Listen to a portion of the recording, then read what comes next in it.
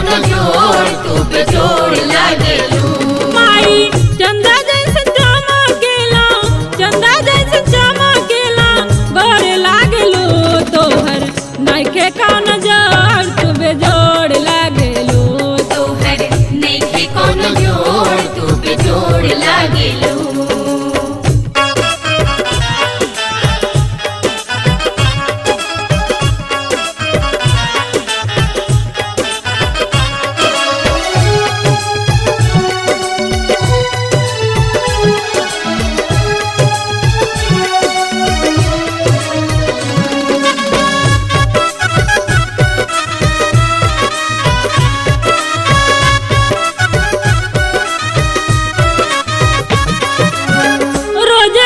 पूजा करे ब्रह्मार विष्णु, तोहरी चरनिया चूमे सरस्वती वैष्णो।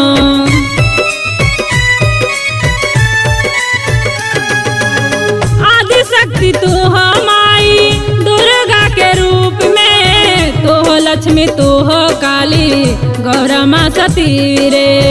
तू हो लक्ष्मी तू हो काली गौरमा सती रे। तोहर शक्ति बड़ा अनमोल लागेलू। तोहर नइखे कोनो जोड़ तू बेजोड़ लागेलू। तोहर नइखे कोनो जोड़ तू बेजोड़ लागेलू।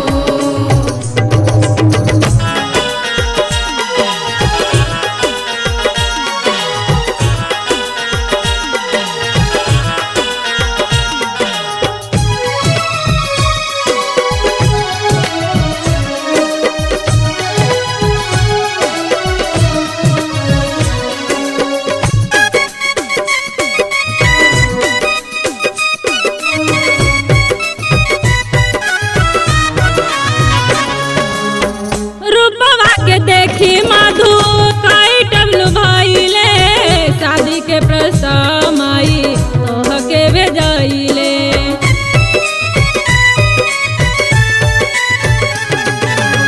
मूर्ख महिषासुर आदि शक्ति से टकराइले, राक्षसा के मार माई खुनवा पी गइले। राक्षसा के मार माई खुनवा पी गइले। माई हरदम भगता पे उपकार करेलू। तोहर नइखे कोनो जोड़ तू बेजोड़ लागेलू। तोहर नइखे कोनो जोड़ तू बेजोड़ लागेलू।